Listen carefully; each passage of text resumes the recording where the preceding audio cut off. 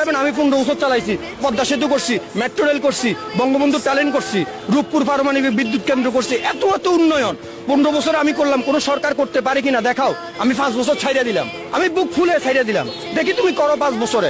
তাহলে তো ভোটার স্বতঃস্ফূর্ত যে নৌকায় একটা ভোট দেওয়া দরকার, ও যে 5টা দিব।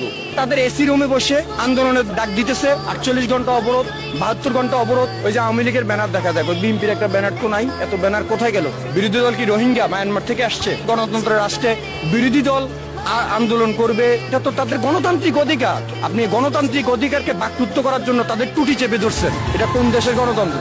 আবার বলেন মানুষ কথা বলতে পারে, কিভাবে কথা বলবে? মানুষের বাক স্বাধীনতাই তো নাই, মানুষ তো কথা বলতে পারতেছে না। একজন মানুষ যারা মধ্যবিত্ত নিম্ন মধ্যবিত্ত বাজারে গিয়ে গুমরে কাঁদে ভাই, তাদের কান্না কেউ শুনতে পায় না, আমাদের দেখার মতো কেউ নাই। তারা তাদের এসি রুমে বসে আন্দোলনের ডাক দিবে। কোটি কোটি টাকা মাথা পিছু ঋণ আজকে বাংলাদেশে। আপনি আমি ঋণ করছি, সরকারের বাবার টাকা দিয়ে উন্নয়ন করতেছে না। আমার আপনার টাকা দিয়ে দেশ উন্নয়ন হচ্ছে।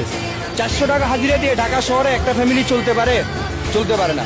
আমাদের এই কষ্টটা, আমাদের এই দুর্ভোগটা কে দেখে? দেশের কঠিন অবস্থা, যারা ব্রিলিয়ান্ট, যারা বুঝে, তারা কথা বলে না, চুপ করে থাকে। তো কত আর দেয়ালে পেট ঠিকে গেছে। আপনি 1000 টাকা কি কিনতে পারেন? আপনি 1000 টাকা নিয়ে বাজারে গেলে আপনি বুঝবেন দেশের উন্নয়নটা কোথায়। দেশের ভিতরে হরতাল অবরোধ দিয়ে সাধারণ মানুষদেরকে না খাইয়ে মারানোর লাস্ট রাস্তা এটা। আমার মনে হয় যে আমরা যখন ওই যে পুরো পাকিস্তান ছিল, সারাদিন কাজ করতাম, কাজ করে তাদেরকে 25% ভ্যাট দিয়ে আসতাম, তো তখনকালের থেকে এখন আরো খারাপ হয়ে যাচ্ছে। তখন কিভাবে নিছে? তখন আমরা সরকারের কাছে, তাদের কাছে দিয়ে আসতে হইতো। কাজ করে 75 টাকা রাইকা 25 টাকা তাদের কোষাগারে নিয়ে জমা দিতে হইতো। এখন সরকার ওপেন নিয়ে নিচ্ছে। সে দ্রব্য মূল্যের যে ঊর্ধ্বগতি, আলু কিনতে যাবেন আপনি 60 টাকা, 200 টাকা, 300 টাকার নিচে কোনো মাছ নাই। 50 টাকা রিক্সা ভাড়া 50 টাকাই আছে, 60 টাকা হয় নাই।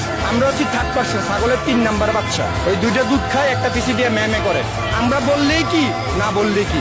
আমাদের মতো গুটি কয়েক রিক্সার ড্রাইভার যদি কইরা মইরাও যায়, এদেশের সরকার বলেন, বিরোধী দল বলেন, যাই বলেন, তাদের কিচ্ছু আসে যায় না।